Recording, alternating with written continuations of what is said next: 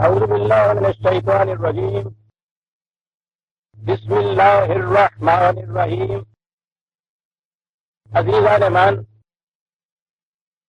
آج جولائی 1972 کی 16 تاریخ ہے اور درس قرآن کریم کا آغاز سورہ الاعراف کی آیت 150 سے ہوتا ہے، 7/150۔ سابقہ اتوار کو بارش کی وجہ سے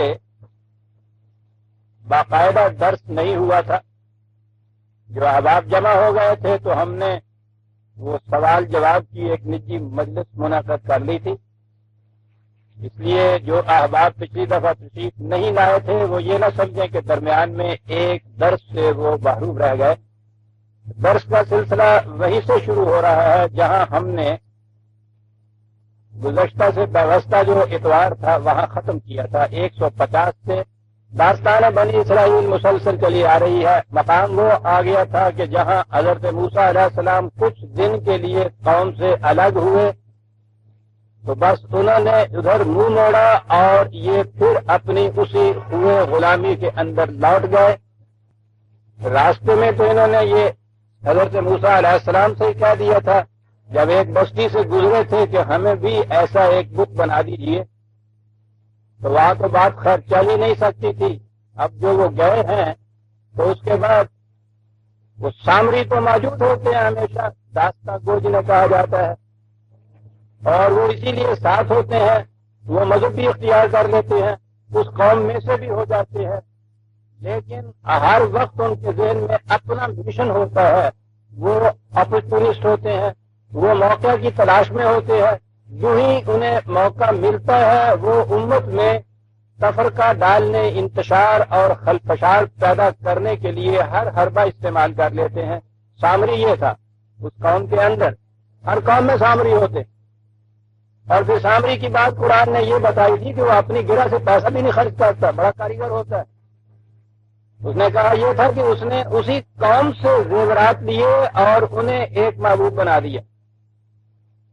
لڑائی سے آپ لگی ہونی ہے نا بچوں نے پہ، یہ سارے سامری پیشہ ور ہوتے ہیں، ان کا اپنا کوئی انڈیپینڈنٹ ذریعہ معاش نہیں ہوتا، اسی سے لیتے ہیں یہ سب۔ بہرحال یہاں بات شروع ہوئی کہ حضرت موسیٰ علیہ السلام واپس تشریف لے آئے۔ وَلَمَّا رَجَعَ مُوسَىٰ إِلَىٰ قَوْمِهِ غَضْبَانَ أَسِفًا۔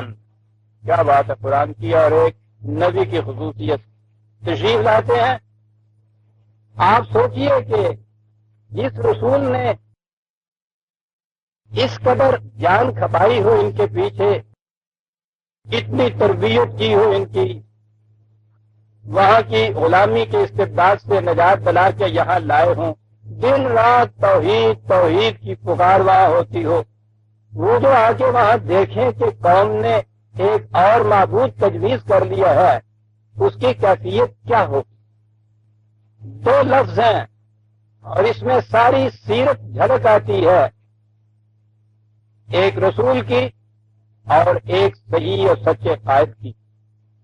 غضبان اسفا، غصہ، بڑا سخت غصہ، فطری امر تھا، غصہ آنا چاہیے تھا، لیکن غصہ کس قسم کا غصہ آیا، ان دو لفظوں کا ترجمہ کیا کیا جائے۔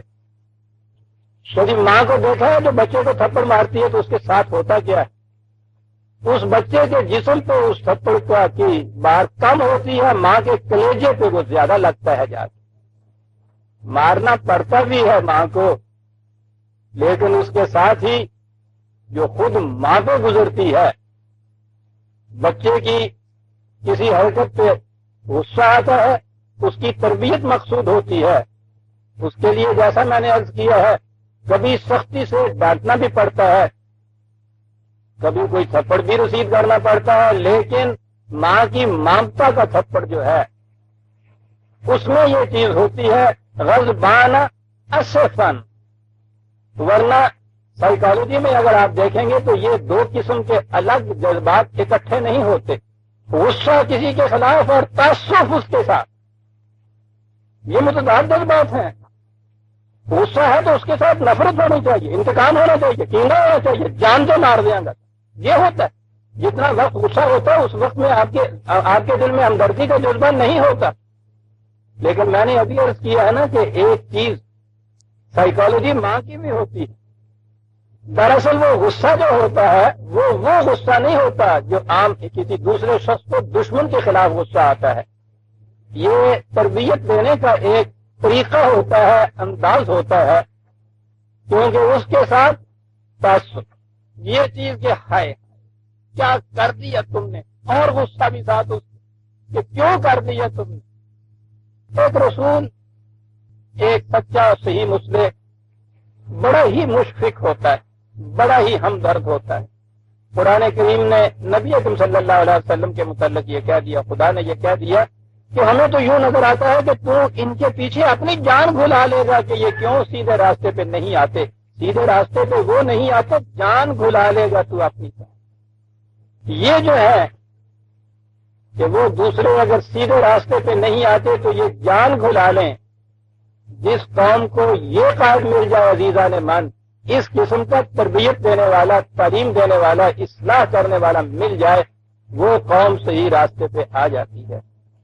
تھپڑ مارے تو اپنے کلیجے پہ اس کا داغ زیادہ پڑے. غضبان اسفا قال بئس ما خلفتمونی من بعدی، جو تم نے میرے بعد کیا ہے، ابھی ذرا میں ادھر گیا تھا، میں نے منہ موڑا تھا میری جیب پہ کہ جو کچھ تم نے یہ کیا ہے کس قدر برا ہے جو کچھ تم نے یہ کیا. اعجلتم امر ربکم، تو کیا تم خدا کے غضب کو آوازیں دے دے کے بلاتے تھے؟ کتنی جلدی پڑ گئی تھی تمہیں. وہ ڈانٹ ہوتی ہے، تینوں موت پہ تینوں گرکی آوے، یہ چیز تھی کہ غضب و خداوندی تو آنا تھا. ارے اس کے وقت کے اوپر اسے آنے دیتے. اتنی بھی اجلت تمہیں کیا تھی کہ بلا کے گھر اور اس کا اپنا ستیہ ناش تم نے کیا. بڑی جلدی تم نے کی، اس سے بڑی اجلت تھی تمہیں اس معاملے کے اندر. کہیں دور نہ ہو جائے ہماری تباہی میں. آپ دیکھتے ہیں کتنا نیچرل ہے یہ طریق جو قرآن بتا رہا ہے، ایک ہمدرد مشفق ناصح کا. وَأَلْقَ الْأَلْوَاحَ، تو میں نے عرض کیا تھا پچھلی دفعہ کہ وہ اس زمانے میں تعلیم جو تھی، یہ تختیاں ہوتی تھی کلے کی، مٹی کی، ان کے اوپر یا ان کو مرتسم کر لیا جاتا تھا، لکھا جاتا تھا، یا اس میں گیلی مٹی کے اندر قلم سے گاڑ لیا جاتا تھا. بہرحال وہ الواح ان کے پاس تھیں. یہ الواح اب آثار قدیمہ کے جو حفریات ہیں، کھدائیوں سے جو نکل رہے ہیں، ان میں یہ الواح اس زمانے کی نکل رہی ہیں. اس دور میں اس طرح سے محفوظ رکھتے تھے تحریر کو. الواح کو ایک طرف رکھ دیا ہوا، اخذ براس اخیہ یجرہ الیہ، سب سے پہلا غصہ تو بھائی پر آیا. یاد رکھیے یہ بھائی بھی نبی ہے. پہلا غصہ تو بھائی پہ آیا، سر سے پکڑ لی، کھینچا اپنی طرف. یہ ہے وہ غضبان کی صورت جو ہے. ٹھیک ہے، اس کے ساتھ تعلق صرف امت کا نہیں ہے، اس کے ساتھ ایک بھائی ہونے کا بھی تعلق ہے. اس طرح حق پہنچتا ہے. یہ کیا، قال ابن ام ان القوم استضعفونی وکادوا یقتلوننی. انہوں نے کہا کہ دیکھیے یہاں یہ کہا ہے، اے میری ماں کے بیٹے، اے میرے امی جائے. ابن ام تو عام طور پہ کہا کرتے حضرت عیسیٰ علیہ السلام کے کہ وہ ان کے والد باپ نہیں تھے. اور اس کی ایک دلیل یہ بھی ہے کہ وہ جہاں جہاں بھی عیسیٰ ابن مریم کہا ہے قرآن نے، عیسیٰ ابن مریم، تو انہیں معلوم نہیں ہے کہ یہ سیمیٹک اقوام کے اندر یہ انداز تھا ان کے ہاں کا کہ ماں اور باپ میں سے جو زیادہ شہرت یافتہ ہوتا تھا وہ ان کی نسبت اولاد کی اس کی طرف کی جاتی تھی. یہاں قرآن کریم نے، یہاں اس بھائی نے، حضرت ہارون نے حضرت موسیٰ سے یہ نہیں کہا میرے بھائی، بات کچھ اور کیا نہیں تھی، رشتہ بہت گہرا اس کے ساتھ بتانا تھا. اور گہرا رشتہ جو ہے بھائی کی بجائے ماں جایا جو ہے نا، اب تو ماں جایا کہنے والی بہنیں بھی نہیں ملتی. میری امڑی کا جایا، پوچھو نہ اس کے اندر کیا بات ہوتی تھی. ہائے وہ بہنیں کہاں سے لائی، وہ میری امڑی کا جایا. کیا کہہ گیا تھا کوئی شخص. تقسیم کے زمانے میں جو ہماری بچیاں راستے میں ان پرندوں کے ہاتھ میں آئی ہیں، ایک پنجابی میں کہنے والے نے یہ کہا تھا کہ میری چنی لیوا کتیرا وہ میری امڑی دے جائے. کیا مقام آ جاتے ہیں. کہا ہے میری امری کے کیا قربان جائیں یہ انبیاء کی باتیں اور خدا ہو اس قرآن کی اس بات کے اوپر. کہاں کیا چیز لاتا ہے. ہاں تو میں کہہ یہ رہا تھا کہ ان میں یہ انداز تھا وہ نسبت کیا کرتے تھے. اگر ماں زیادہ معاشرے کے اندر شہرت کی عزت کی مقام بلند کی مالک ہے ماں کی طرف نسبت ہوا کرتی تھی. حضرت موسیٰ علیہ السلام حضرت ہارون علیہ السلام کے قصے میں آپ دیکھیے باپ کا کہیں ذکر ہی نہیں آتا. کہیں ذکر نہیں آتا. پہلے دن ماں کی طرف نسبت ہوتی ہے. یہی بنی اسرائیل تھے. یہی چیز حضرت عیسیٰ علیہ السلام کی تھی. ان کی والدہ جو ہے وہ معاشرے کے اندر مقام بلند رکھتی تھی. حضرت مریم علیہ السلام کا بھی مقام قرآن خود بتا رہا ہے کتنا بلند مقام. اور یہ چیز تو سیمیٹک ریس میں تو یہ معمول تھا. خود ہمارے ہاں بھی گاؤں کی زندگیاں جو تھی جن میں ابھی متعین نسبتیں مشکل ہو جاتی تھی. اگر کوئی ہیں اس دور کے گاؤں کے رہنے والے, اب میرے سامنے بزرگ تو کچھ بیٹھے ہیں, انہیں معلوم ہوگا گاؤں میں کسی لڑکے کے متعلق کچھ بتانا ہوتا تھا نا, تو بار گاما گیا نا کیڑا گاما وہ فاطمہ کا پوتر ہو. یہ نہیں تھا کہ وہ معاذ اللہ بن باپ کا ہوتا تھا. فاطمہ کا منڈا اپنی کیا گاما منڈا سی نہ اجڑا آیا ہے جیسی. گاؤں میں تو ہمارے یہاں نام نہیں ہوتا تھا. جی ہاں آپ دیکھیں گے گاؤں میں ہمارے یہاں انداز ہی یہ ہوتا تھا. وہ ماؤں سے تعارف زیادہ ہوتا تھا مردوں کی نسبت. یہ انداز تھا. یہ انداز یہ سیمیٹک ریس میں معمول تھا اس کی. تو بات میں یہ کہہ رہا تھا کہ آپ دیکھیں گے یہاں ابن کہا ہے. ایک تو وہ انداز جو تھا سیمیٹک ریس میں معمول تھا, اور دوسرے جو میں نے عرض کیا مقام وہ تھا بھائی کا غصہ ٹھنڈا کرنے کے لیے انہوں امی دا جایا کہنا چاہیے سی. اس میں میرے امی دیا جایا کہ آئے بھی کچھ تے نہ کرتے ہوں دشمن بھی حسن میرے اتنے. فلا تشمت بالعداء ولا تجیم القوم الظالمین. مجھے اسی قوم میں سے شمار تو نہ کر. یہ تو نہ کر کہ دشمن ہنسے اس بات کے اوپر. میں یہاں اکیلا تھا, قوم پورا یہ جتھا تھا, کمزور تھا, بکھری ہوئی تھی. اس سامری نے جذبات کو اتنا ان کے برانگیختہ کر دیا تھا کہ بے حد مشتعل ہو چکے تھے. یہاں تو یہی بات کہی, لیکن عزیزان من جیسا میں نے پچھلی دفعہ کہا تھا دوسرے مقام پہ قرآن کریم نے وہ وجہ بتا دی ہے, اور میں سمجھتا ہوں کہ وہ اتنی اہم بات ہے کہ ہو سکتا ہے کہ آج کے درس کا موضوع ہی وہی بات ہو جائے. انہوں نے کہا یہ تھا, یہ سورہ طٰہٰ میں 20/94 20/94 جواب دیکھیے. انہوں نے وہ شرک کی ایک مورتی بنائی ہے, مورتی کی پوجا کر رہے ہیں. اس سے بڑا اور جرم دین میں کیا ہو سکتا ہے. نبی موجود ہے, آپ دیکھیے کہ وہ اس میں اپنی معذرت کیا پیش کرتے ہیں. کیا کہتے ہیں کہ میں نے یہ کچھ کیوں ہونے دیا. غور سے سنیے عزیزان من, یہاں بھی وہی لفظ ہے قال یا ابن ام, وہی لا تاخذ بلحیتی ولا براسی. کہا بات یہ تھی انی خشی تو ہو سکتا تھا کہ میں زبردستی بھی اس میں کرتا, ہو سکتا تھا کہ ایک گروہ میرے ساتھ ہو جاتا, ممکن تھا یہ, لیکن میں ڈرا انت کولا کہ تو واپس آ کے مجھے یہ کہے گا فرقت بین بنی اسرائیل, تم نے بنی اسرائیل میں تفرقہ ڈال دیا.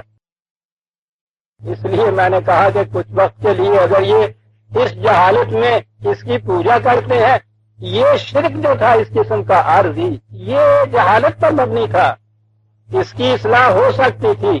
لیکن اگر ان میں تفرقہ پیدا ہو جاتا, اس تفرقے کے جو انجام و عواقب تھے وہ بڑے ہی مضرت رساں تھے. میں نے دونوں سچویشن میں دونوں چیزوں کے اندر میں نے موازنہ کیا, اور میں نے یہ سوچا کہ یہ جو صورتحال ہے اسے کچھ وقت کے لیے بے شک کنٹینیو کر لینا چاہیے. کچھ ایسی چیزیں نقصان رسان نہیں ہے، جہالت ہے یہ، لیکن قوم میں اگر تفرقہ پیدا ہو گیا، اگر ان میں فرقے بن گئے اس ایشو کے اوپر، تو ہی آ کے مجھے کہے گا کہ تو نے جلدی کی. وَلَمْ تَرْقُبْ قَوْلِي، انتظار بھی نہ کیا کہ میں آ کے یہ کہوں، میں نے اس لیے یہ ہونے دیا ہے. عزیزان من، یوں ہی نہ آگے گزر جائیے. یہ جواب دینے والا خدا کا خود رسول ہے. جسے جواب دیا جاتا ہے وہ رسول ہے. یہ جواب دیتا ہے، وہ سن کے مطمئن ہو جاتے ہیں. ٹھیک کیا، تفرقہ نہ پیدا ہو جائے. اور یہ ہے وہ چیز جو میں نے کہا تھا کہ اتنی اہم ہے کہ درس کا ایک موضوع کیا، عمر بھر اس کے اوپر درس دیتے رہے پھر بھی وہ کم ہے. یہ باتیں جستا جستا اکثر آ گئی ہیں، آتی رہتی ہیں. کہ میں سمجھتا ہوں کہ کتنی باری کیوں نہ آئیں، یہ دین کا اصل الاصول ہے. اب جو بات سامنے آ گئی ہے تو ذرا مجھے تفصیل سے کہہ لینے دیجئے، اس لیے بھی کہ اب عمر کے تقاضے سے ایسا معلوم ہوتا ہے کہ شاید یہ اس کے بعد پھر نئے سرے سے درس کی باری تو نہیں آئے گی. دوسری بار تو ہم نے اب بھی شروع کر رکھا ہے نا، لیکن اب جو آ گئی ہے یہ سامنے چیز تو بات واضح ہو جانی چاہیے. اور ابھی میں عرض کروں گا عزیزان من، قرآن کریم کی آیات میرے سامنے ہے. پہلے یہ سن لیجئے اور آخر میں جب قرآن کی آیات آئیں تو آپ دیکھ لیجئے گا کہ میں نے یہ کیا کیا ہے. جس قوم میں، جس امت کے اندر فرقے ہوں اس میں اسلام نہیں ہوتا. یہ 4 لفظ لکھ رکھیے گا. اسلام آیا ہی وحدت پیدا کرنے کے لیے تھا، انسانوں کے اختلافات کو مٹا کر ان میں وحدت پیدا کرنے کے لیے. منتہا اس کا تھا پوری عالمگیر انسانیت کے اندر وحدت پیدا کرنا. کان الناس امۃ واحدۃ، یہ ہے منتہا اس کا. وہ ایمان کے اشتراک سے، نظریے کے اشتراک سے، جسے آئیڈیالوجی اب کہا جاتا ہے، اس کے اشتراک سے قلوب اور نگاہ میں ہم آہنگی پیدا کر کے وحدت پیدا کرنا چاہتا ہے عالمگیر انسانیت کے اندر. منتہا یہ ہے، اور اس کے لیے ابتدا کرتا ہے اپنے پروگرام کی ایک امت کی تشکیل سے. اگر اس امت کے اندر وحدت نہ رہے وہ منتہا تک کیا پہنچے گی؟ دین کا پروگرام فیل ہو گیا. جسے کہا ہے نا میں نے کہ اس میں اسلام نہیں رہتا، وہ یہ ہے کہ دین کا ایک مقصد ہے، اسلام کا ایک منتہا ہے، وہ مطلوب ہے ایک اس کا. وہ یوں ہی یہ چیز نہیں انفرادی طور پہ میں نے کچھ مان لیا اس نے کچھ کر لیا. وہ ایک منظم پروگرام دیتا ہے اور پروگرام ہے وحدت. یہ خدا کو ایک ماننا یہ کیوں اتنا ضروری ہے؟ وہ خدا کی توحید سے وحدت پیدا کرتا ہے. خدا کی توحید کے یہ معنی نہیں ہے کہ میں نے کہہ دیا اللہ ایک ہے، آپ نے بھی کہہ دیا اللہ ایک ہے، اور اس کے بعد دونوں الگ الگ فرقوں سے متعلق ہو گئے. یہ اللہ ایک نہیں رہتا اس طرح. اللہ ایک، اللہ کے ساتھ نسبت ہی ہماری اس کے قوانین اور احکام و اصول و اقدار اور اس کی کتاب سے ہے. اللہ ایک کے معنی یہ ہے کہ جو بھی یہ کہنے والے ہیں وہ اس کے اس ضابطۂ حیات کو اپنی زندگی کا منتہا قرار دیں گے.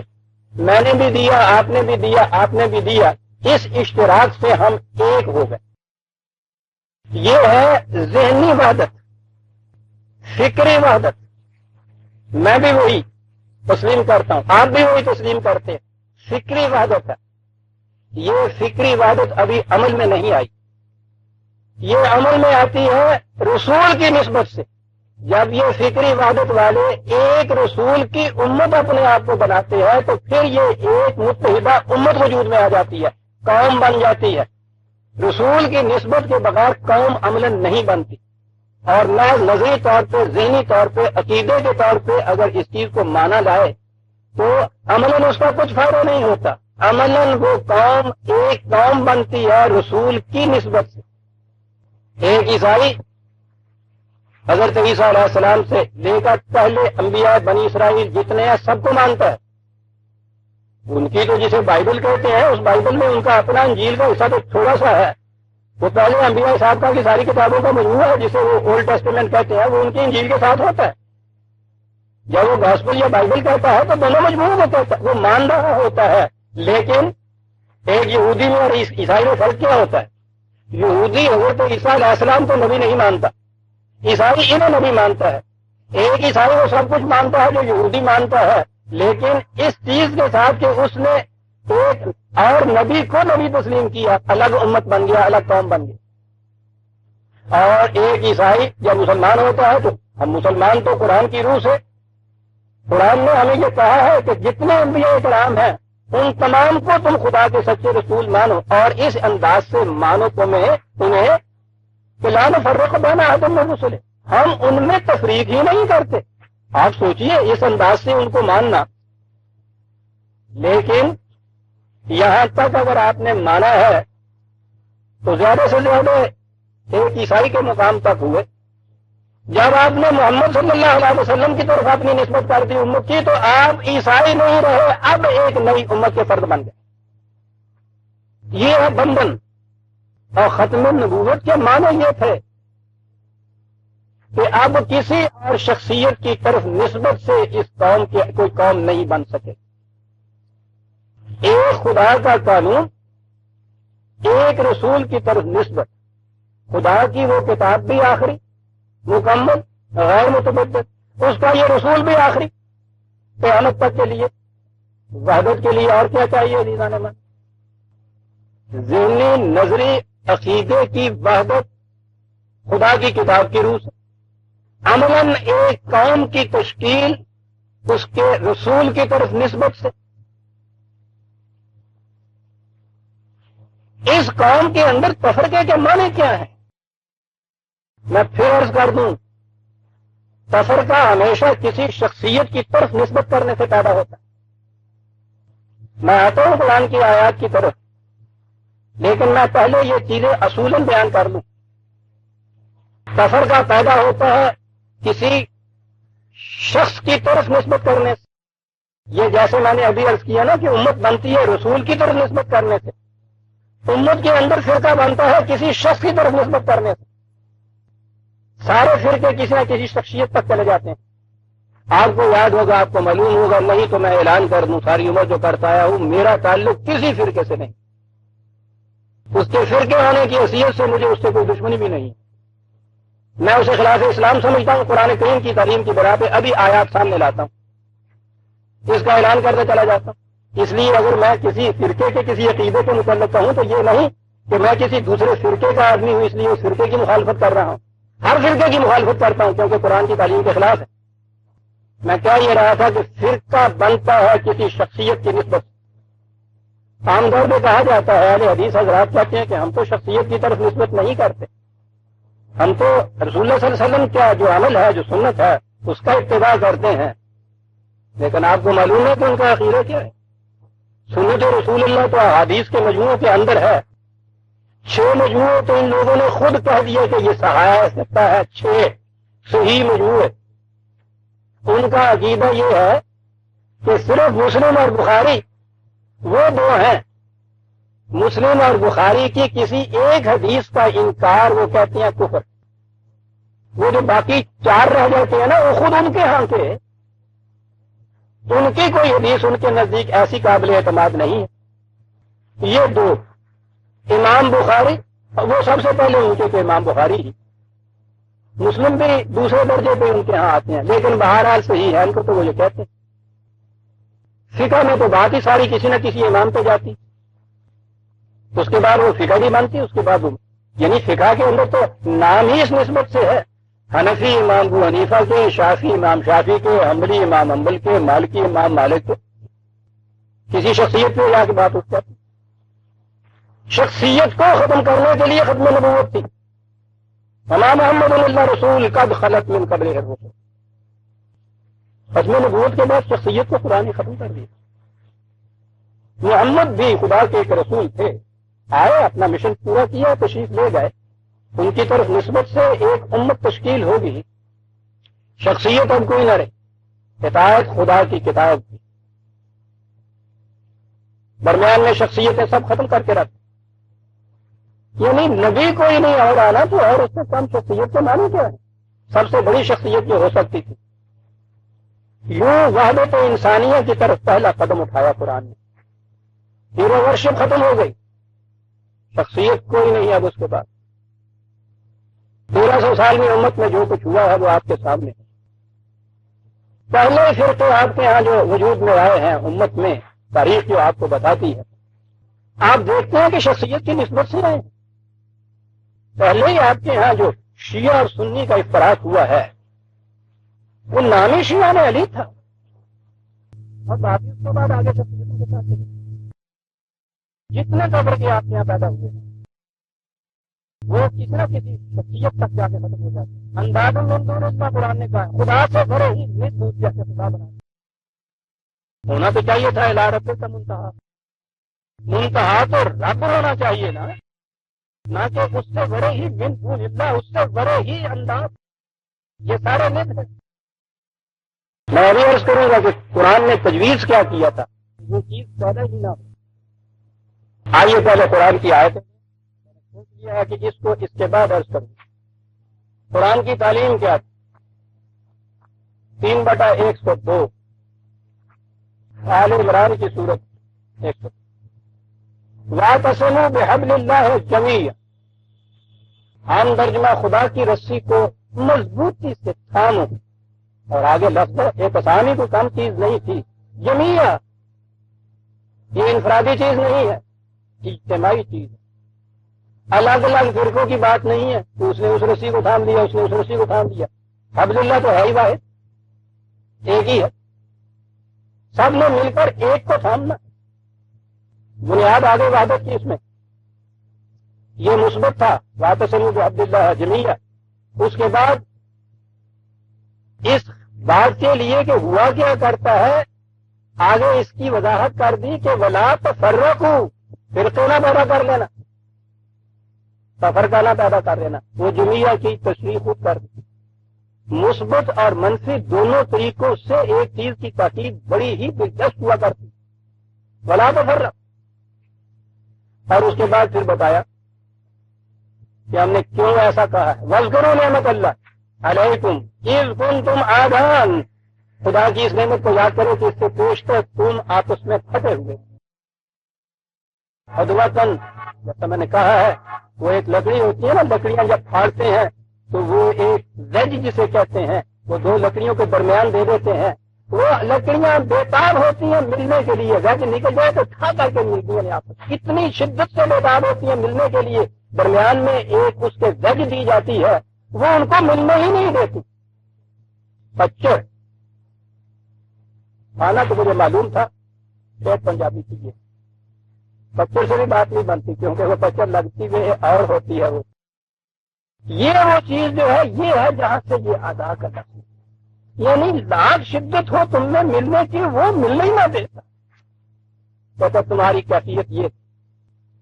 کون نہیں جانتا کہ اختلاف اور تفرقہ جو ہے کتنا نقصان دہ ہوتا ہے، کون نہیں بھائی بھائی کی طرح رہنا چاہتا، کون نہیں ملنا چاہتا، وہ ہے نا وہ لکڑیوں کی شدت ملنے کی، لیکن درمیان میں ایک وج ہوتی، فرقے میں یہ وج وہ شخصیت ہوتی ہے، یاد رکھیں۔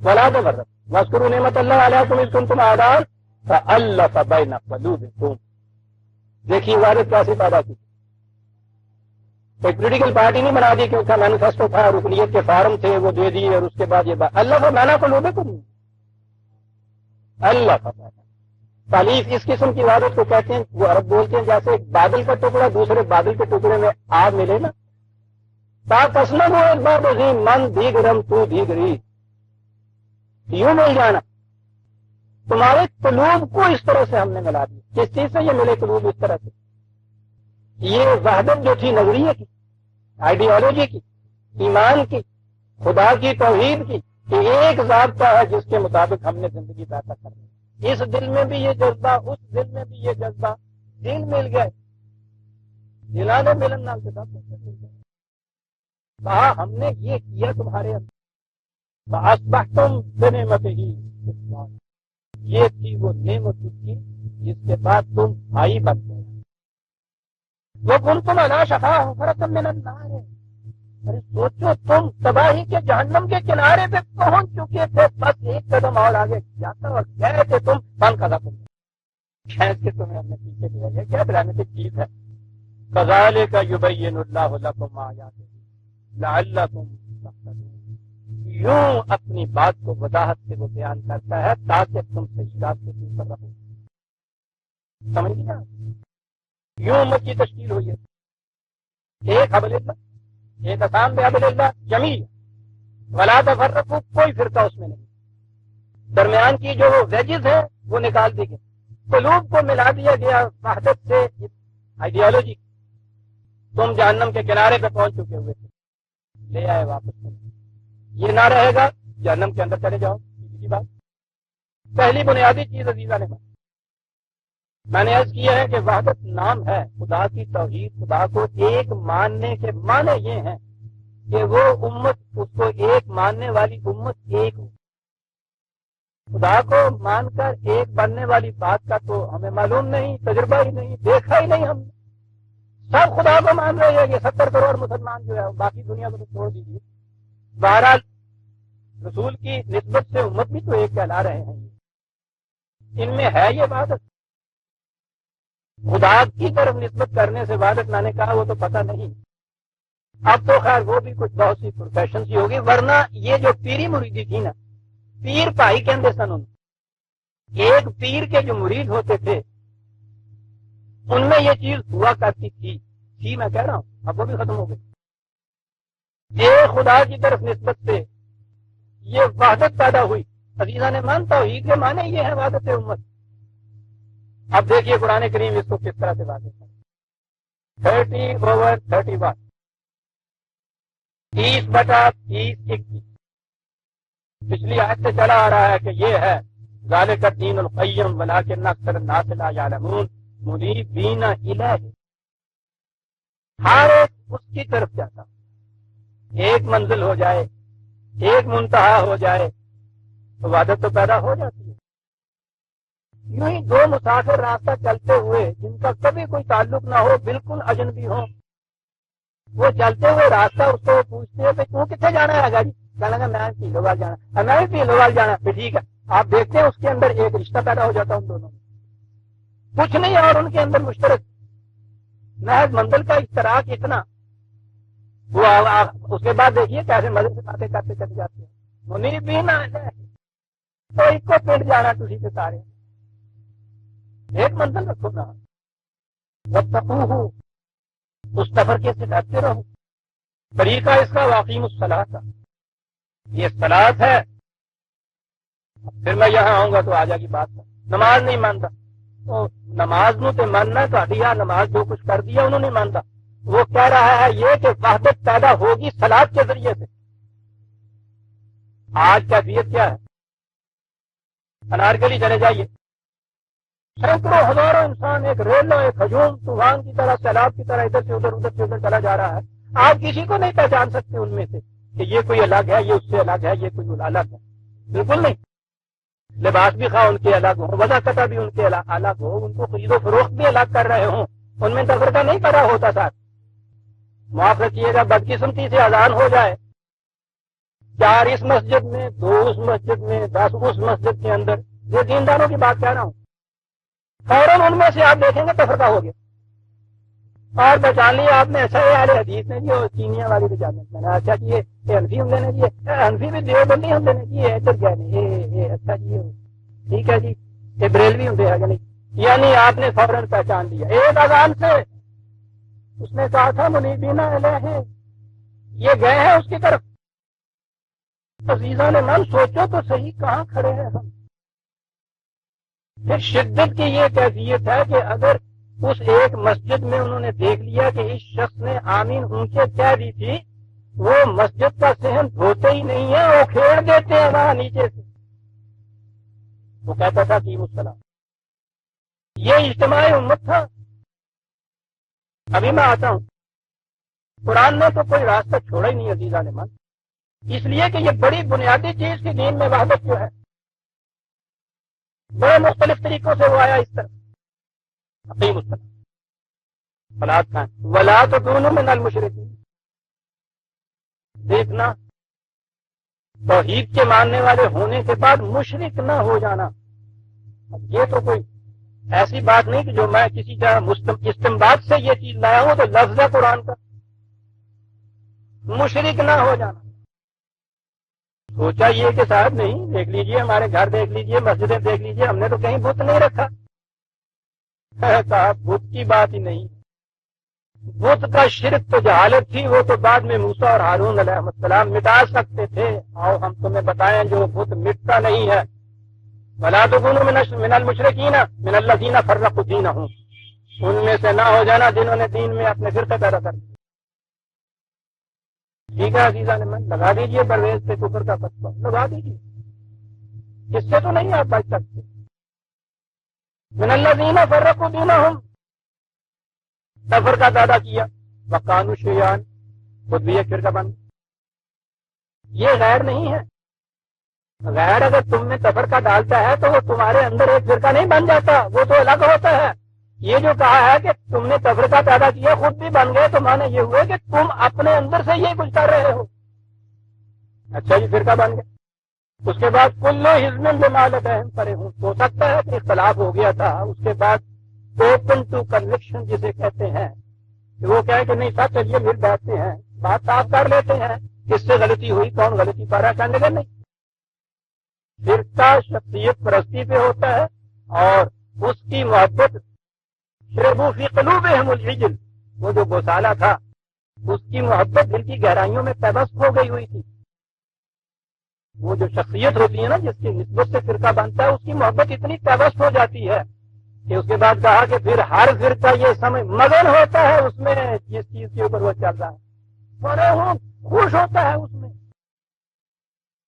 آپ دیکھتے ہیں کس قدر اپنے اپنے فرقے کے اپنے عقائد نظریات مسلک مشرق کے اندر یہ مطمئن ہی نہیں ہوتے، اس پہ خوش ہوتے ہیں.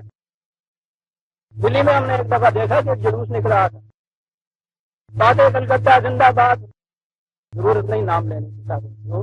میں نے پوچھا یہ کیا چیز ہے؟ بہت بڑے جید مولوی صاحب تھے. انہوں نے کہا کہ مولانا صاحب نے کلکتے میں فلاں حنفی تھے عالم، ان کے ساتھ مناظرہ کیا. مناظرے میں بات متشابہات سے محکمات تک پہنچ گئی، گالیاں بھی دی انہوں نے، کوئی دنگا فساد ہوا، وہاں مقدمہ چلا، یہ قید ہو گئے. اور وہ کہنے لگے کہ الحمدللہ آج وہاں سے رہائی کے بعد آئے ہیں، ان کا جلوس نکل رہا ہے، فاتح کلکتہ زندہ باد، کل حزب بما لدیہم فرحون. جنہوں نے قید کرایا ہوگا وہ خوش ہوں گے کہ دیکھا نا یہ چھوٹ کے آیا ہے تو یہ اس پہ خوش ہے، اس کا فرقہ گالیاں دی تھی اس میں قید ہو گیا تھا، اور روز ہوتا ہے ہمارے یہاں پہ. اب تو خیر مناظرے کم ہوتے ہیں، وبا سے کم ہوتے ہیں، ورنہ پوچھو نہیں کیسے جلوس نکلا کرتے تھے.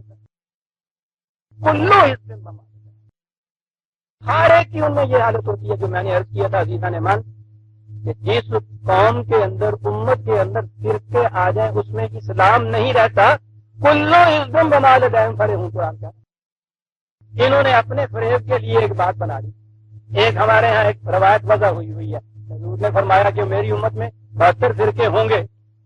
سوچئے تو صحیح، پھر وہ حضور کی امت ہی رہے گی؟ حضور یہ کہتے کہ وہ میری امت ہوگی. 72 فرقے 73 فرقے ہوں گے. اب اس میں رعایت رکھی ہر ایک نے. 72 جہنم میں جائیں گے، ایک جنت میں جائے گا. کلو حزب بما لدیہم فرحون، ہر فرقہ کہتا ہے کہ میں ہوں جنت میں جانے والا. کلو حزب بما لدیہم فرحون، قرآن ایکسپشن ہی نہیں کرتا. عزیزان مان جب بھی تفرقہ ہو جائے گا ایکسپشن کا سوال ہی نہیں. یہاں کسی سے بات کرو کہ فرقہ پرچی قرآن یہ کہتا ہے، وہ کہتا ہے صاحب یہ باقی فرقے جو ہے وہ کچھ ہے، ہم تو فرقہ ہیں. میں ابھی اب عرض کروں گا کہ اب انہوں نے تکنیک کیا استعمال کی، فرقہ نہیں ہے. جی ہاں، قسطوں پہ قسط سے مضمونوں کے نکل رہے ہیں، فرقہ نہیں ہے. ابھی عرض کرتا ہوں. ہاں جی آپ نے دیکھی ہے کہ ولا تکونوا من المشرکین، یہ شرک موجود ہے قرآن. تفرقے کو شرک قرار دیتا ہے. فرقہ بنانے والے فرقے کی طرف نسبت رکھنے والوں کو مشرک کہتا ہے، اور اس کے بعد تاکید کرتا ہے 3/104 سورہ آل عمران کی 104 آئے، وَلَا تَكُونُوا كَالَّذِينَ تَفَرَّقُوا، دیکھنا کہیں ان لوگوں کی طرح نہ ہو جانا کہ جنہوں نے فرقے پیدا کر لیے، تفرقہ پیدا کر لیا۔ کہتے ہیں جی وہ تفرقہ اور چیز ہوتی ہے، یہ تو کچھ اختلافی مسائل ہیں جن میں یہ چیز ہے۔ وہ دیکھتا نہیں قرآن ہے، یہ وہ چور کو نہیں، چور کی ماں کو مارتا۔ بلا تو فرقو، انہوں نے کہا جی اختلافی مسائل ہے، کہا وقت رکھو، یعنی جنہوں نے اختلاف کیا چل بچوں کے جا وقت رکھو من بعد ما جاءہم البینات، جہالت کی بات اور تھی، قرار نہیں تھا اس کا کہ عبادت کیسے قائم ہو سکتی ہے۔ اب تو وہ تعلیم آ گئی، بینات بڑی نکھری ابڑی ہوئی بات تمہارے سامنے آ گئی، اس کے بعد تفرقہ اور اختلاف دونوں چیزیں قرآن یہ کہہ رہا ہے۔ دیکھنا یہ نہ ہوگا، ہو گئے تو پھر کیا ہوگا؟ اولئک لہم عذاب عظیم، عذاب، تباہی، بربادی، عذاب بھی عذاب عظیم، چھوٹا جرم نہیں ہے۔ ہاں اگلی آیت میں ہے وہ عذاب عظیم کہ جس میں روح سیاہی ہوگی، تصوت وجوہ، روح سیاہی ہوگی دنیا میں، منہ کالے ہو جائیں گے۔ 70 کروڑ کی آبادی عزیزان من، مراکش سے لے کر انڈونیشیا تک ایک طوفان بحر متوالد ہے،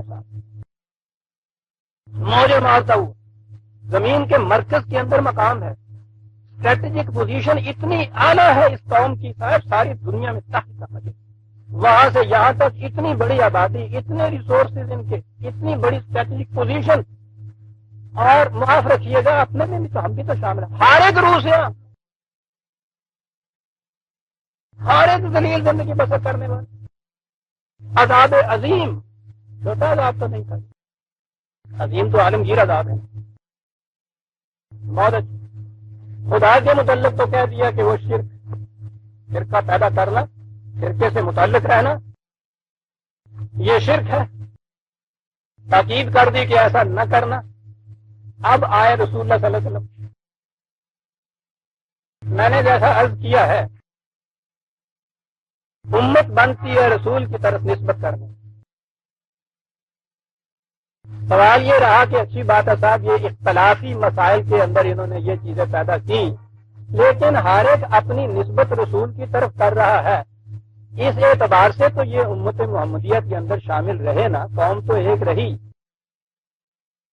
ہو سکتا تھا نا یہ تصور پیدا، اور کہتے ہیں اور ویسے بھی سوائے ان کے کہ جنہوں نے اپنی نسبت محمد کی بجائے احمد کی طرف کی ہے، احمدیہ کہتے ہیں، سارے جتنے بھی یہ مسلمان ہیں یہ محمدیہ کہتے ہیں، اپنے آپ کو امت محمدیہ ہی کہتے ہیں، تو یہ کہیں گے کہ صاحب ہم نے اپنی نسبت تو رکھی ہوئی ہے نا، رسول کے ساتھ تو تعلق ہے ہمارا، اچھی بات ہے۔ سنیے سورہ الانعام آیت 160 6/160، رسول کے ساتھ نسبت کر رہے ہیں نا آپ اپنی، سنیے کیا کہتا ہے، کہتا جب بھی آپ کی نسبت کسی شخص کی طرف ہو گئی، رسول سے نسبت کٹ گئی۔ سنیے قرآن کی آیات کے الفاظ کیا ہے، ان الذین فرقوا دینہم وکانوا شیعا، جو لوگ دین میں فرقہ پیدا کر لے اور گروہ بن بیٹھے، اے رسول عزیزان من غور سے سنیے گا یہ الفاظ اور چیخ مار کیے گا، اے رسول لست منہم فی شیء، تیرا ان سے کوئی تعلق نہیں ہے۔ وہ رسول کے تعلق سے تو امت واحدہ بننی تھی، الگ الگ فرقے بناتے ہو، رسول کے ساتھ تعلق قائم کرتے ہو۔ عزیزان من سمجھنے کی بات ہے، الگ فرقہ مشرقی پاکستان اب بنا ہے نا، آپ کہیں گے کہ صاحب فرقہ کیا بنا ہے؟ دین وہ تو یہ ہے، یہ تو مذہب ہے جس کے اندر آپ کہتے ہیں یہ نظری اختلاف ہے، یہ عقائد کی اختلاف ہے، دین تو ایک امت کا نام ہے، ایک تنظیم کا نام ہے، ایک قوم کا نام ہے، ایک مملکت کا نام ہے، ایک قانون کی وحدت کا نام ہے۔ اس میں تفرقہ ہونے کے بعد کٹ گیا نا۔ مثال کے طور پہ میں عرض کرتا ہوں، پاکستان کی ایک مرکزیت تھی، ایک اس میں سے کٹ گیا، وہ اپنی نسبت ہی پاکستان کی طرف نہیں کرتا۔ یہ جو کہہ رہے ہیں بنگلہ دیش تسلیم نہ کرو، یہ ابھی یہ کہہ رہے ہیں کہ نسبت اس کی پاکستان کی طرف رکھیں۔ وہ جو کہتے ہیں کہ ہمیں تسلیم کر دو الگ ہے، یہ نسبت کٹتی ہے۔ دین میں دیکھیے نسبت کیسے کٹتی ہے۔ ان الذین فرقوا دینہم وکانوا شیعا لست منہم، فرقہ بنایا امت میں تو اے رسول تیرا ان سے کوئی تعلق نہ رہا۔ یہ سب الگ الگ امتیں ہیں عزیزان مان، جتنے فرقے امت محمدیہ باقی نہیں رہتی۔ لست منہم کی شیء انما امرهم الی اللہ ثم ینبئہم بما کانوا یفعلون۔ چھوڑو ان کو، ہم نپٹ لیں گے ان سے اور انہیں بتائیں گے کہ تم نے کیا کیا۔ ہم بتائیں گے انہیں کہ کیا کیا۔ سن رہے ہیں آپ عزیزان؟ یہ مذہب کی بات نہیں ہے کہ صاحب اس نے عقیدہ کچھ ایسا رکھ لیا تو کیا، اس نے ایسا عقیدہ رکھ لیا تو کیا۔ دین ایک نظام کا نام ہے، ایک تنظیم کا نام ہے۔ وہ ایک امت بناتا ہے، ایک مملکت بناتا ہے، ایک کوڈ آف لائف دیتا ہے، ایک ضابطۂ زندگی دیتا ہے۔ کسی ایک مملکت کے اندر جو اس کا آئین ہوتا ہے یا اس کا ضابطہ ہوتا ہے، آپ اس کی بجائے کہیے تو صحیح کہ نہیں صاحب میں آپ کے بنائے ہوئے قانون کو نہیں، میں تو فلاں صاحب جو ہے ان کے قانون کو مانتا ہوں، تو بغاوت ہے، پھانسی ہے اس کی سزا۔ یہ ہے وہ چیز کہ رسول کی کوئی نسبت اس کے ساتھ۔ کہا کہ صاحب سب نمازیں پڑھتے ہیں، اسی قبلے کی طرف منہ کرتے ہیں، ایک لفظ انہوں نے بنا لیا۔ اہل قبلہ جو ہیں ان کو کافر نہیں کہنا چاہیے۔ مسئلہ ہے ہمارے ہاں تو مسئلے چلتے ہیں، مسئلہ ہے اہل قبلے سے مراد کیا؟ قرآن کریم کی روح سے قبلہ تھا آپ کے ہاں کی سینٹرل اتھارٹی، سینٹرل گورنمنٹ، مرکز امت کا، پورے نظام کا مرکز۔ کیا حسین الفاظ ہیں۔ دنیا میں تم کہیں بھی جاؤ اپنی نگاہ کا رخ اس کی طرف رکھو۔ ایک مارکسسٹ رشین سوشلزم کا قائل، وہ افریقہ کے جنگلوں میں بھی کیوں نہ بیٹھا ہو، نگاہ کا رخ ماسکو کی طرف ہوتا ہے۔ اسے قبلہ کہتے ہیں۔ یہ کیا چیز؟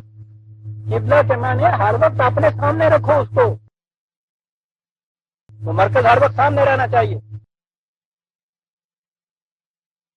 یہ تھی وہ چیز جس کے لیے نبی اکرم صلی اللہ علیہ وسلم قرآن میں یہ ہے کہ تلملاتے تھے کہ مملکت قائم ہم نے کر لی ہے، مرکز تو وہ بتایا گیا ہے، کعبہ جو ہے توحید کا مرکز، وہ دوسروں کی تولیت کے اندر ہے۔ کہا گیا گھبراؤ نہیں، تمہاری تولیت میں آئے گا، اس کے بغیر یہ جو ہے آپ کے یہاں کی مملکت، یہ تنظیم یہ مکمل نہیں ہوتی، ہوگی۔ حکم یہ دیا کہ جہاں کہیں بھی دنیا میں تم مسلمان ہو اپنا رخ اس کی طرف رکھو۔ یہ تھا دین۔ ماسک تو نگاہ میں رہے تمہارے، ہر وقت تمہاری نگاہ میں جہاں وہ رہے۔ وہ جو میں بتایا کرتا ہوں، اقبال کس حسین انداز میں ہر بات یہ کہتا ہے۔ اس امت کے متعلق اس نے یہ کہا تھا کہ امت کی کیفیت اس کی یہ ہوتی ہے کہ پرت در وسط گردوں یگانا، افلاک کی وسطوں میں ناپیدا تنار جو ہے ان کے اندر وہ پرندہ اڑتا رہتا ہے، تنہا منفرد، لگا کوئی نہیں اس کا کھا سکتا، لیکن نگاہ او بشاخ آشیانہ، 1000 میل کے اوپر بھی چلا جائے تو نگاہ میں آشیانے کی شاخ رہتی ہے، شام کو وہاں لوٹ کے آتا ہے۔ اسے قبلہ کہتے ہیں، اس شاخ آشیانہ کو قبلہ کہتے ہیں۔ نگاہ او، وہ جو ہر وقت سامنے رکھو اپنے، لفظی معنی قبلہ کے لیے نگاہ او بشاخ آشیانہ، یہ ہے وحدت قبلہ۔ دین گیا فرقے بنے تو وحدت قبلہ کے معنی منہ طرف قبلہ شریف دے، اللہ اکبر۔ ساتھ کی مسجد والا ہاتھ نیچے ذرا باندھتا ہے، وہ بھی منہ طرف قبلہ شریف، یہ اس سے الگ یوں باندھتا ہے، اور آپس میں ان کی لڑائی ایسی ہے پتھر اور مٹکے کی۔ ابھی ابھی مقدمہ لڑ کے آئے ہیں، یہ بھی کہتا ہے منہ طرف قبلہ شریف کے۔ یہ دونوں کا قبلہ ایک ہے عزیزان من۔ یہ تو فرق اتنا ہے کہ چائنا کی سوشلزم اور رشیا کی سوشلزم میں قبلہ ایک نہیں رہا۔ وہ منہ طرف ماسکو شریف کے کہتے ہیں، وہ منہ طرف ایک قبلہ نہیں رہا آپ کے یہاں، یعنی کچھ پتہ ہی نہیں کہ ہم کیا کہہ رہے ہیں، کیا کر رہے ہیں۔ اور جب یہاں سے بات یوں چلی تو اب صاحب یہ مختلف فرقے جو ہیں یہ کس طرح سے، قرآن ان کو مشرک کہتا ہے، قرآن ان کو کافر کہتا ہے، یہ شرک ہے، وہ برا سب کچھ کہتا ہے۔ انہوں نے کہا کہ نہیں صاحب یہ تو بڑی بری بات ہے بڑی بری بات ہے، یہ بڑی بری بات ہے۔ اللہ میاں کو چلے سمجھانے پڑھانے کہ اصل میں یہ ہے کہ اہل قبلہ کو کبھی کافر نہیں، اہل قبلہ سے مانے نماز میں جڑا یہ کیا دیتی منہ طرف قبلہ چلی، اہل قبلہ دلیل دے رہے ہیں صاحب کفر کا فتوی، مگر کفر کے فتوے لگ رہے ہیں، فتوے کی ضرورت ہے، فتوے کی ضرورت ہوتی ہے، وہ کلو حزب والی بات۔ فتویٰ دینے والا یہ کہتا ہے کہ میں ہوں اسلام کے اوپر، آؤ ان سب کو ہم کافر قرار دے دیں۔ قرآن کہتا ہے کلو حزب بما لدیہم۔ ہاں نماز پڑھ رہے ہیں، منہ طرف قبلہ شریف کے کہہ رہے ہیں، سوچتے یہ ہے کہ صاحب یہ ہے اصل چیز۔ ابھی میں نے یہ عرض کیا تھا کہ وہی صلاۃ جس کے لیے قرآن نے کہا تھا کہ تمہاری وحدت کا یہ محسوس مظہر ہوگی، اب میں نے کہا ہے کہ ہر مسجد آپ کے ہاں اس تفرقے کا الگ الگ آئینہ بردار ہے۔ وہی صلاۃ جس سے وحدت کا مظہر ہونا تھا، آپ کے تفرقے کی شہادتیں دیتی کہتے صاحب اس میں تو کوئی بری بات نہیں، ہم کہتے ہیں مسجد ہے نماز پڑھتے ہیں قبلے کی طرف۔ قرآن کہتا ہے کہ ہاں تمہیں بتائیں، ایک مسجد بنی تھی سورہ توبہ 107 9/107 مسجد کی بات سن لیجیے عزیزان من، منہ طرف قبلہ شریف کے کہنے والے، انہوں نے بت کدہ نہیں بنایا، والذین اتخذوا مسجدا ضرارا وکفرا وتفریقا بین المؤمنین، کہا کہ یہ انہوں نے مسجد بنائی، وہ مسجد کہتا ہے اسے، مسجد ہی بنائی۔ اب سنیے، ہوا یہ تھا کہ یہ جو تھی ان کے ہاں کی یہ وحدت والی چیز، کچھ ایسے لوگ تھے جو اس میں تفرقہ پیدا کرنا چاہتے تھے۔ تفرقہ پیدا کرنے کی ہر تدبیر جب ناکام ہوئی، انہوں نے مسجد بنا دی کہ اب تو کوئی چیز قابل اعتراض نہیں ہوگی نا، جیسے ہر بڑا مجرم مسجد میں جا چکا کرتا، پولیس سے کہا کرتا کہ آ جاؤ پناہ گاہ، انہوں نے کہا مسجد بنا لیجیے، اس پہ تو اعتراض نہیں ہوگا نا۔ لیکن بنا رہے تھے اس دور میں جب انہیں پتا تھا مسجد کسے کہتے ہیں، منہ طرف قبلہ شریف کے معنی کیا ہیں، کہا انہوں نے مسجد بنائی ہے۔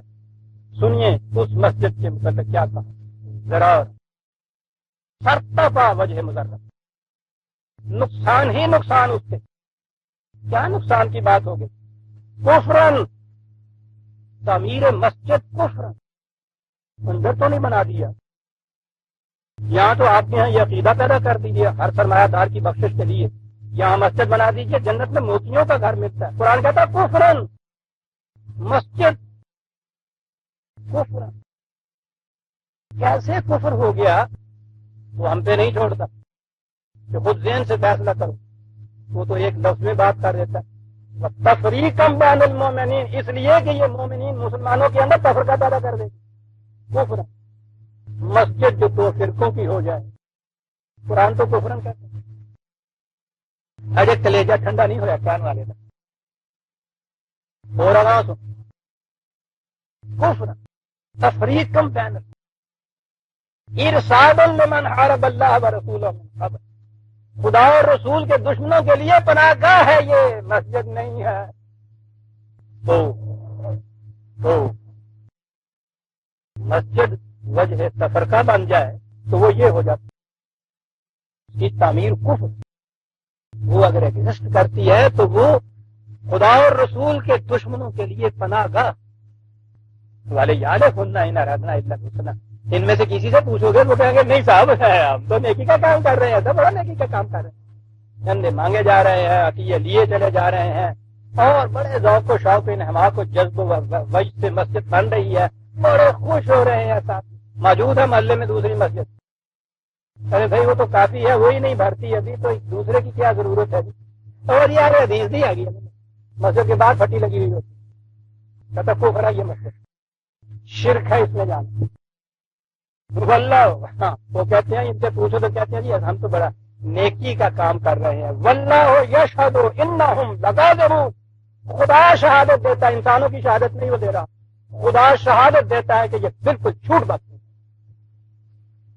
جس مسجد سے تفریق ہو لا تقوم فیہ ابدا, رسول مسجد تو انہوں نے بنائی, تم اس میں کبھی کھڑے نہ, اس لیے کہ رسول کے ساتھ تو نسبت ہی ختم ہو جاتی ہے سفر کے. نہ مسجد اسس علی التقوی من اول یوم احق ان تقوم فیہ, مسجد جس کی بنیاد تقوی کے اوپر ہو, امت میں وحدت کی بات, اسے حق حاصل ہے کہ تم اس میں جاؤ. فیہ رجال یحبون ان یتطہروا واللہ یحب المطہرین, اس میں وہ لوگ جاتے ہیں کہ جو اپنے قلب و نگاہ کو شرک اور کفر سے پاکیزہ رکھتے ہیں, یہی ہیں جن کو اللہ پسند کرتا ہے, وہ لوگ اس میں جاتے ہیں.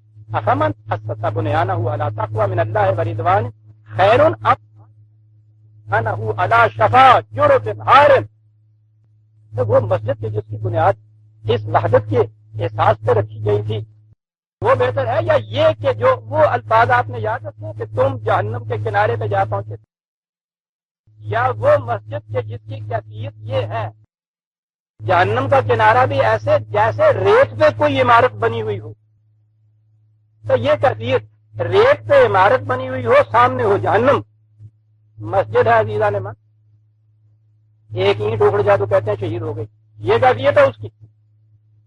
فانہارا بہی فی نار جہنم, یہ خود بھی اور وہ جو اس کے ہیں بنانے والے, اس کے اندر جانے والے, ان سب کو لے کے جہنم میں چلی جائے گی. واللہ لا یہدی القوم الظالمین, ظالم یہاں کہا جس مقام پہ کوئی چیز ہونی چاہیے وہاں نہ رکھی جائے. مسجد تو وحدت کے لیے تھی, مسجد تفریق کا باعث ہو گئی, ظلم ہوا. ظالم لا یزال بنیانہم الذی بنوا رضیۃ فی قلوبہم الا ان تقطع قلوبہم, اس مسجد کی بنیاد رکھنے والے, اس کے بانی مبانی, اس کے تعمیر کرنے والے, یہ سارے کے سارے تم دیکھو گے ان کے دلوں میں یہ چیز سارے پہلو بن کے کھٹکے گی, سانپ کے ڈسے ہوئے یہ لوگ ہوں گے, ان کے قلوب کے ٹکڑے ٹکڑے ہو جائیں گے. یاد رکھو واللہ علیم حکیم, ہم جانتے ہیں, ہم حکمت والے ہیں. اور اس مسجد کو حضور نے صحابہ کو بھیج کے جلا دیا, وہاں مسمار کر کے رکھ دیا. جو مسجد تفرقے کا باعث بنتی ہے وہ تو کفر ہے, پناہ گاہ ہے خدا اور اس کے رسول کے دشمنوں کے لیے, تو شرک ہے. اس کی بنیاد یہ ہے, وہ معبد نہیں ہے, وہ خدا کی مسجد نہیں ہے, بت خانہ ہے. دیکھ رہے ہیں عزیزان میں, قرآن آیا تھا جیسا میں نے کہا وحدت پیدا کرنے سے. اختلاف پیدا ہو سکتا ہے, انسان ہے, نظریے ہیں, اختلاف پیدا ہو سکتا ہے. سوال یہ ہے کہ اختلاف مٹتا کیسے. 42/10 کبھی اگر اختلاف پیدا ہو جائے ہو سکتا ہے. کہا جاتا ہے کہ صاحب انسان کی فطرت میں اختلاف سے ایسا کچھ ٹھیک ہے, مختلف آراء ہو سکتی ہیں, اختلاف سے یہ مانو. میں ابھی عرض کروں گا وہ جو مکتب فکر کہتے ہیں اور مذہب, وہ کیا فرق ہوتا ہے. اختلاف پیدا ہو سکتا ہے اس میں, اگر اس کو رہنے دیا جائے تو تفرقہ بن جائے گا نا آگے چل کے. فوراً مٹا دیتا ہے قرآن. مٹاتا کس طرح سے, وَمَا اخْتَلَفْتُمْ فِيهِ مِنْ شَيْءٍ فَحُكْمُهُ إِلَى اللَّهِ, جہاں کوئی اختلاف پیدا ہو خدا کی قانون, خدا کی کتاب سے اپنا فیصلہ لے لیجیے, اختلاف مٹ جائے. سیدھی سی بات. قرآن نے بار بار یہ دعویٰ کیا ہے کہ میں اختلاف مٹانے کے لیے آیا ہوں. وہ تو نوع انسان کے اختلاف مٹانے کے لیے آتا ہے عزیزان من, اختلاف مٹانے کے لیے میں آیا. کہا جو ہی ذرا سا بھی اختلاف رائے ہو فوراً قرآن کی طرف آ جائیے. 16/64 وَمَا أَنزَلْنَا عَلَيْكَ الْكِتَابَ إِلَّا لِتُبَيِّنَ لَهُمُ الَّذِي اخْتَلَفُوا فِيهِ وَهُدًى وَرَحْمَةً لِقَوْمٍ يُؤْمِنُونَ. کتاب کو نازل اس لیے کی گئی تھی کہ جو بھی اختلافی بات ہو کہ رسول تو واضح کر دے ان میں. تم یہ کہتے ہو, تم یہ کہتے ہو, قرآن یہ کہتا ہے, اختلاف رفع ہو جائے گا. قرآن کی روح سے اختلاف رفع ہو. اب آئی وہ بات جو میں کہتا تھا کہ بعد میں کریں گے. اختلاف ہو سکتا ہے, رفع کرنے کا طریق یہ بتایا. اب بھی یہ چیز وہ کرتے ہیں کہ ہاں ٹھیک ہے صاحب, ٹھیک ہے چلیے قرآن کو لے لیتے ہیں، اگرچہ قرآن کریم کے ساتھ اور چیزوں کو بھی وہ لے لیتے ہیں، حدیث کو لے لیتے ہیں، فقہ کو لے لیتے ہیں، چلیے قرآن کو بھی لے. وہ کہتے ہیں کہ صاحب یہ آپ کی تعبیر ہے قرآن، یہ آپ کی تعبیر ہے قرآن. جس سے آپ سنیے وہ یہ کہے گا کہ صاحب ٹھیک ہے قرآن کے اوپر کیا ہے، قرآن کی تو تعبیر ہی الگ الگ ہے. یہ آخری چیز تھی یہ اختلاف رفع کرنے کی، اس کو یہ کہہ کے کاٹ دیا کہ صاحب اس کی تو تعبیریں ہی مختلف ہوتی ہیں. تو یہ بھی ختم ہو. نبوت کا دروازہ اس نے بند کیا تھا، اس کو محفوظ رکھا تھا. نبی تو آنا نہیں، جو کتاب رکھی ہوئی ہے اس کے متعلق یہ آپ کا عقیدہ عام ہے کہ اس کی تو تعبیریں ہی مختلف ہوتی ہیں صاحب. تو یہ وحدت پیدا کرنے کا ذریعہ کیا رہا؟ وہ رہا کے ساتھ ذریعہ کوئی ہے نہیں، بس ٹھیک ہے یہی اسلام جو چلا آ رہا ہے چلا جائے، یہ کفر ہے، یہ شرک ہے، جو کچھ بھی ہے، کیونکہ ذریعہ ہی کچھ نہیں. آپ نے اس آیت میں دیکھا کہ انہیں یہ نہیں کہا گیا تھا کہ اختلاف پیدا ہو تو انہیں کہیے آپس میں بیٹھ کے قرآن سے دور کر لیا کریں. کہا یہ ہے کہ وہ تیرے پاس آئے، تو ان کو بتایا کر کہ کون سی چیز قرآن کے مطابق ہے. یہ ہے وہ نظام میں ایک اتھارٹی ہوتی ہے، آخری اتھارٹی. ہر اختلاف میں اس اتھارٹی کی طرف جانا پڑتا ہے، وہاں سے جو فیصلہ ملے اس کے متعلق. یہ نہیں کہ پھر اپنے اپنے مسلک پہ تم رہو. اس کے متعلق تو قرآن نے یہ کہا ہے کہ ان کے دل میں بھی تیرے فیصلے کے خلاف کوئی تنگی نہیں پھرانی چاہیے. وہی ہے جب مقصودی ہماری وحدت ہو، اختلاف تھا رائے کا، وہ اس طرح سے اس نے رفع کر دیا قرآن کی روح سے. اس کے خلاف دل کے اندر کس طرح سے کوئی تنگی پیدا ہو، وہی اللہ کا بین قلوبکم سے پیدا ہوگی. بات جانا پڑتا ہے کسی کی طرف. اور یہ جو ہے یہ ہے وہ مرکز. قرآن ایک نظام پیدا کرتا ہے، ایک مملکت کی تشکیل کرتا ہے. سن رکھیے عزیزان من ایک اور ٹکڑا. پہلا میں نے یہ عرض کیا تھا کہ جس امت میں تفرقہ ہو، گروہ بندی ہو، فرقے ہوں، اس میں اسلام نہیں ہوتا. دوسری چیز ایک اور لکھ رکھیے کہ اسلام کو دین بننے کے لیے، ایک زندہ نظام بننے کے لیے اپنی آزاد مملکت کی ضرورت ہوتی ہے. اس کے بغیر نہیں بن سکتا. اسے نظریہ پاکستان کہتے ہیں. ٹھمڈٹ ہو رہی ہے یہ قوم 25 برس نظریہ پاکستان نظریہ پاکستان. یہ ہے نظریہ اسلام کا نظریہ. اسلام کو دین بننے کے لیے، ایک نظام بننے کے لیے اپنی آزاد مملکت کی ضرورت ہوتی ہے. وہ اگر نہ ہو تو یہ مذہب ہوتا ہے، دین نہیں ہوتا. یہ تھی وہ چیز. نہیں ہے تو اس مملکت، اس نظام کی تشکیل کے لیے جدوجہد جاری رکھی جائے گی، کوشش کی جائے گی. وہ بھی ایک نظام کے تابع ہوگی. حضور کی مکے کی زندگی مملکت کی تشکیل اور حصول کے لیے مسلسل جدوجہد. زندگی وہ بھی جماعت کی تھی. اس وقت بھی حضور اس کے مرکز سے جماعت کے نہیں تھی ابھی مملکت، تو انہوں نے طے کر لیا تھا کہ ہمارا ایک نظام ہے، نظام کا یہ سربراہ ہے، اس نظام کا یہ مرکز ہے، اس سے فیصلے لینے ہیں. قرآن نے یہ کہا تھا. مدینے چلے گئے تو وہاں تو مملکت ہی مل گئی. پھر تو جیسے عام لفظوں میں کہا جاتا ہے ہیڈ آف دی اسٹیٹ، یہ بھی چیز تھی حضور کی، یہ بھی حیثیت تھی حضور. ہر اختلافی معاملے میں ادھر رجوع کرو. فَإِن تَنَازَعْتُمْ فِي شَيْءٍ فَرُدُّوهُ إِلَى اللَّهِ وَالرَّسُولِ جسے کہا ہے. جہاں اختلاف و تنازع پیدا کرو فوراً ریفر کرو وہاں سے یہ چیز ملے گی آپ کو. مملکت کو آپ کو رہی، لیکن وہ اس کے بعد گاڑی دوسری پٹری پہ جا پڑی. وہ مملکت قرآنی نہ رہی. اس میں مذہب الگ ہو گیا، سیاست الگ ہو گئی. سیکولر اسٹیٹ آپ کی رہی. یاد رکھیے جسے آپ کہتے ہیں اسلام میں ملوکیت شروع ہو گئی تھی، وہ ملوکیت ہو یا وہ جمہوریت ہو، طریق کوئی بھی ہو، جدا ہو دین سیاست سے تو رہ جاتی ہے چنگیزی. یہ نہ کہو ملوکیت شروع ہو گئی تھی، جمہوریت نہیں رہی تھی. پکی جمہوریت بھی رہتی، دین الگ ہو جاتا سیاست سے، چنگیزیت رہ گئی. پھر آپ کے یہاں چنگیزیت آ گئی. مملکت، سیاست، ریاست الگ ہو گئی. مذہب دین نہیں رہا، مذہب الگ ہو گیا. مذہب کا دائرہ عقائد، نماز، روزہ، حج، زکات، ارکان اسلام جسے کہتے ہیں، ستون، ستون ہی ستون، معروف کوئی نہیں اوپر. یہ الگ ہو گیا، یہ مذہب بن گیا. اب اس کے اندر وہ جو سینٹرل اتھارٹی آپ کے یہاں تھی، مملکت یا ریاست کے معاملات میں اختلاف کو تو وہ فوراً دبوچتے تھے کہ اس سے مملکت میں ذوق آتا تھا. یہ مذہب کے معاملے میں جو کچھ ہوتا تھا وہ کہتے تھے ہمیں کیا اس سے تعلق ہوتا رہے. اس میں ان کا بڑا فائدہ تھا. جتنے زیادہ تفرقے اور فرقے اور گروہ بندیاں ہوں گی اتنی صرف ڈبل اس کے ہوگی, اتنے یہ کمزور ہوں گے. مملکت تو چاہتی یہ ہے. قرآن نے حکمت فرعونی یہی بتائی ہے نا کہ فرعون کرتا یہ تھا کہ اس قوم کو پارٹیوں میں تقسیم کر دیتا تھا اور جھولا جلاتا رہتا تھا. چل بے ڈورے نکل بے تاگے, کبھی اسے چڑھا دیا کبھی اسے اتار دیا. یہ ساری حکومتیں کرتی یہ تھی کہ یہ جو مذہب پرست طبقہ تھا اس میں یہ کچھ کرتے رہتے. کبھی ایک فرقے کو ذرا مقرر بنایا, دوسرے کو پیچھے ہٹایا, پھر اس کو لے آیا, اس کو ہٹا دیا. سر پھٹا ہوا دن کی چلی جا رہی ہے آپس. یہ مذہب تھا, دین اب نہیں رہا تھا. یہی چلا آ رہا ہے آپ کے ہاں آج تک. اس میں کوئی شکل ہی نہیں ہے فرقوں کے مٹ جانے, کوئی شکل نہیں. ان کے مٹنے کی شکل وہی ہے جو ابتدا میں نبی اکرم صلی اللہ علیہ وسلم کی وساطت سے ہوئی.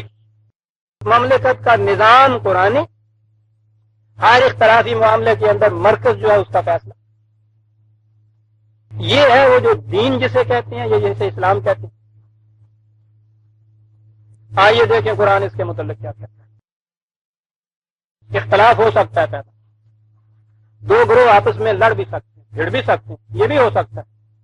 سورہ حجرات 49/9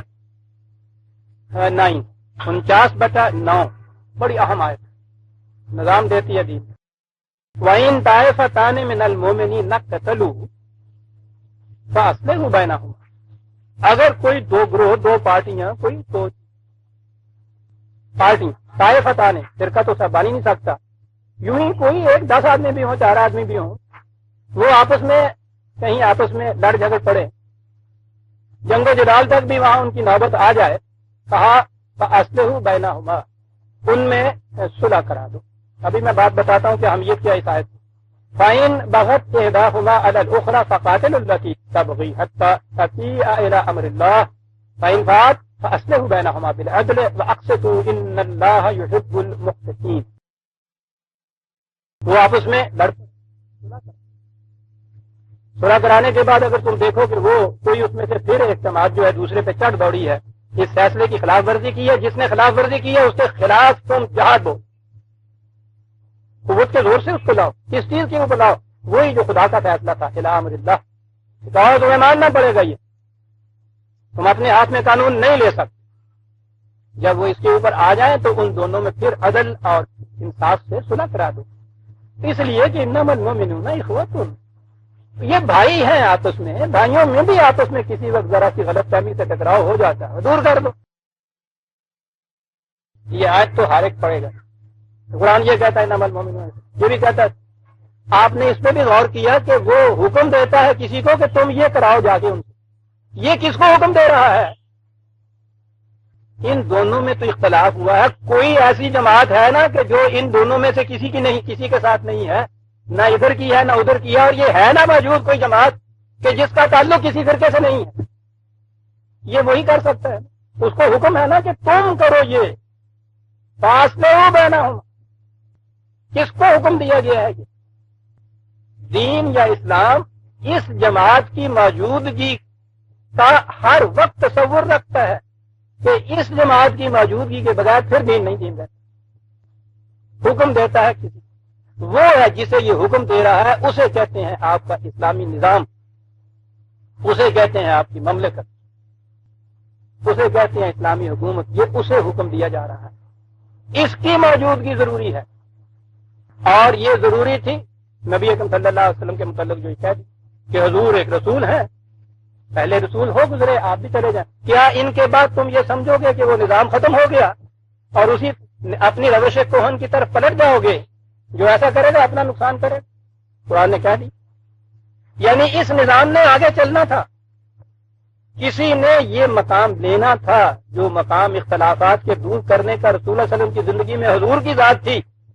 یہ مقام ان کے بعد بھی لینا تھا کسی نے, یہ نظام جاری رہنا تھا. اسے ہی آپ خلافت راشدہ کہتے ہیں.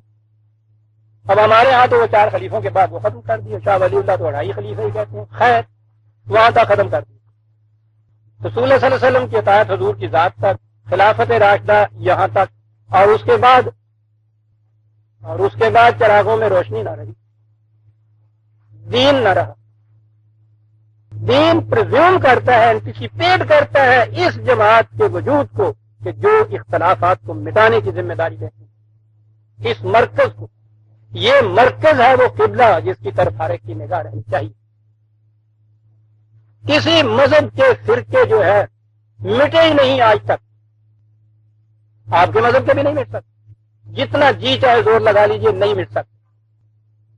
یہ جو تھا نا عجز و واماندگی، کچھ درد مندانِ ملتی کی کہہ لیجئے، یہ جو اعتراف شکست تھا نا کہ نہیں مٹ سکتے، نگاہ اس طرف نہیں گئی کہ اس نظام کو قائم کر دیا جائے تو یہ مٹیں گے، نگاہ اس طرف نہیں گئی، نگاہ اس طرف رہی کہ صاحب یہ ہم تو کچھ نہیں کر سکتے، کوئی خدا کی طرف سے آئے تو وہی کچھ کرے۔ چلیے تفرقے کی اور ایک نئی اینٹ رکھ، وہ کچھ کرے صاحب۔ اب مرد از غیب آئے دو کارے دیکھنا، اعتراف شکست ہے۔ یہ جو دین نے نظام دیا تھا وہ نگاہوں میں نہیں تھا جنہوں نے یہ بات کہی، جنہوں نے یہ عقیدہ وضع کیا۔ ختم نبوت کے بعد کسی شخص کے آنے کا سوال نہیں ہے سیدھا نمان، وہ ایک نظام ہے جس کی موجودگی ضروری تھی، جس کا احیاء ضروری تھا، اپنے ہاتھوں سے یہ کرنا تھا، لیکن ذہن مفلوج ہو گئے تھے مذہب کے اندر آ کے۔ یہ نہ ہو کہ یہ ہم ہی نے کرنا ہے، پھر وہ نظام ہم نے قائم کرنا ہے، ہمارے بس کی تو بات نہیں صاحب۔ تو اللہ کی طرف سے کوئی آئے گا وہ آگے کرے گا۔ ساری تاریخ آپ کی موجود ہے، جس نے بھی اللہ کی طرف سے آنے کا وعدہ کیا کوئی بھی فرقہ نہیں مٹا سکتا، ایک کا اضافہ ہی کر گیا، اس لیے کہ طریق ہی غلط تھا، یہ تصور ہی باطل تھا۔ خدا کی طرف سے آنے والا آخری آ گیا، وہ ایک نظام دے گیا ہے انسانوں کے لیے، کتاب دے گیا ہے، امت دے گیا تھا، وہی کتاب آپ کا مرکز رہے، اس امت کا وہی نظام دوبارہ بن جائے۔ نظام کی مرکزی اتھارٹی جو ہے وہ اختلافی امور میں فیصلے کرے آپ کو، پھر سے وحدت پیدا ہو جائے گی آپ کو، مذہب بن گیا، اور اس میں پھر یہ تصور ہو گیا، انفرادیت آ گئی نا۔ اس نے کہا تھا واعتصموا بعبد اللہ جمیعا، اجتماعی طور پہ یہ کرنا تھا، مذہب میں انفرادیت آ گئی تھا۔ اب ہر ایک ہم میں سے، ہر فرقے والا بلکہ الفرد بھی اپنے ہر عقیدے، ہر نظریے، ہر اختلافی معاملے میں خدا اور رسول کی سند تو دے دیتا، اس سند سے اختلاف اور تفرقہ مٹتا نہیں ہے، اس کی گرہ اور مضبوط ہو جاتی۔ کل حزب بما لدیہم فرحون، وہ خوش ہو جاتا ہے کہ میرے پاس سند ہے، دوسرا کہتا ہے سند یہ پھرتا سند میرے پاس ہے۔ یہ انفرادی سند کی بات ہی نہیں عزیزان من، کسی فرد کی بات نہیں، اس میں کوئی اتھارٹی نہیں ہو سکتی، کوئی مفسر نہیں، کوئی محدث نہیں، کوئی امام فقہ نہیں، کوئی مامون من اللہ کا تو خیر تصور ہی غلط ہے ختم نبوت کے بعد، سوال ہی نہیں پیدا ہوتا۔ نظام آپ کے ہاں کا اسلام وہی جسے خلافت راشدہ آپ نے کہا ہے، خلافت راشدہ کا احیاء وہ ہے آپ کے ہاں، اس کا علاج جو ہوگا انفرادی طور پہ کوئی علاج نہیں کر سکتا۔ قرآن نے یہ تصور ہی نہیں دیا تھا کہ کوئی شخص آ کے پھر یہ کر جائے گا، نظام ہے جو کچھ اس نے کرنا تھا۔ یہ جو میں نے کہا ہے کہ اعتراف شکست ہے، یہ عجز ہے آنے والے کا تصور جو ذہن میں آتا ہے کسی کے، اور عملاً بتا دیا کہ اس آنے والے نے کسی نے بھی فرقے نہیں مٹائے سکتے۔ یہ تو کیا کہہ گیا ہے وہ غالب، اعتراف شکست، دیر و حرم آئینہ تکرار تمنا، ایک آنے والے کی شکست کے بعد پھر یہ کہ یا اللہ کوئی بھیج کہیں سے، دیر و حرم آئینہ تکرار تمنا، واماندگی شوق تراشے ہے پناہ، اللہ کیا انداز اس شخص کا تھا، واماندگی شوق، اگر وہ قوت ہوتی نظام کو قائم کرنے کی ضرورت ہی نہیں تھی اس کی، شوق تو ہے دل میں کہ وحدت پیدا، واماندگی عجز ہے، اعتراف شکست ہے، وہ کیا کرتا ہے پناہیں تراشتا پھرتا ہے۔ یاد رکھیے یہ ساری پناہیں ہیں جو تراشی گئیں، یہ آنے والے کے تصورات، ان کی وجہ سے یہ کچھ ہوگا، یہ سب پناہیں تراشی گئی ہیں، اور واماندگی یہ شوق کی تراشی ہوئی ہیں۔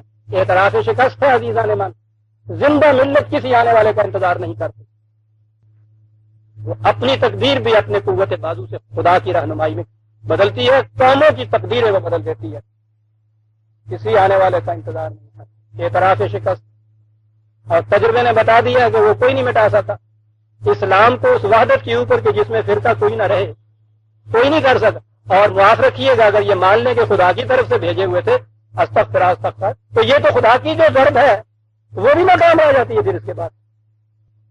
یعنی اعتداد کی ہو، یعنی اپنا بھی اس نے مامور بھیج بھی دیا اور وہ بھی نہ مٹا سکا، یہ پھر وہ بھی اسلام میں وحدت نہ پیدا کر سکا، وہ بھی امت کو ایک نہ بنا سکا.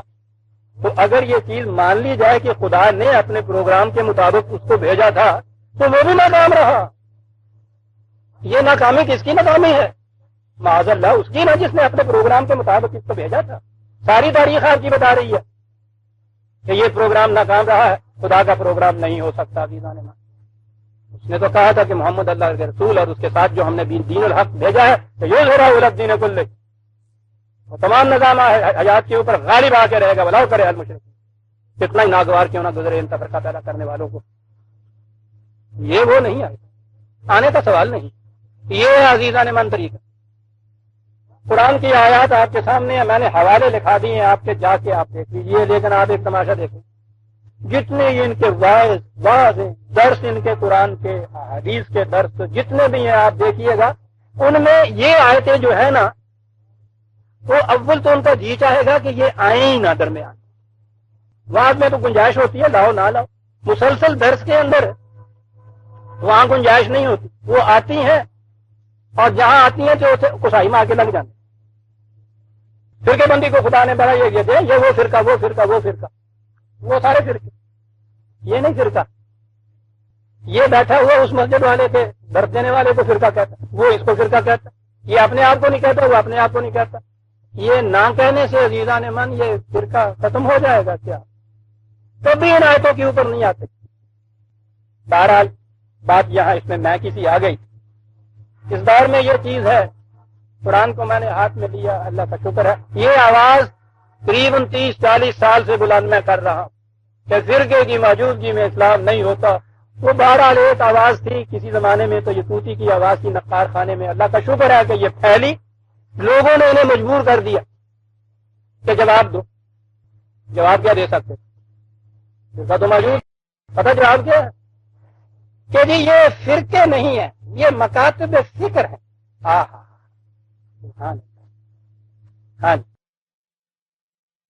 ایک اصطلاح وضع کی، خوش ہو مٹا دیا. پھر مکاتب فکر ہے.